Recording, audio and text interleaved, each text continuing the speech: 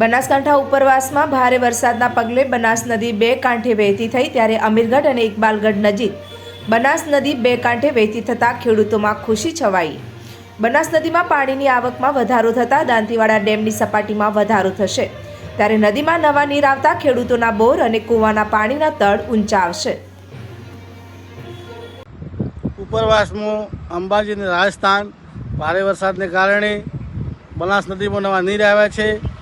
બનાસ નદી બંને કાંઠે ચાલી રહી છે। આવતી સિઝન માટે ખેડૂતો અમીરગઢ તાલુકાના અને દોતીવાડા તાલુકાના ખેડૂતોને પાણીનો ફાયદો થશે અને દોતીવાડા ડેમ ભરાવાની પૂરી શક્યતા છે। આજ તો પણ પાણીમાં વધારો થઈ રહ્યો છે અને ખેડૂતો ખુશીનો માહોલ છે અને બધા ખેડૂતો ગંગા મૈયાની જય જાગર કરી રહ્યા છે। બનાસ નદી ઇકબાલગઢ કોઠે આવેલી છે અને અમીરગઢ તાલુકામાંથી નીકળે છે અને દોતીવાડા ડેમમાં જઈને પાણીનો સંગ્રહ કરે છે। આપનું નામ? આપનું નામ ચેતનજી શંકર ઠાકોર, ઇકબાલગઢ ખેડૂત ફાર્મર।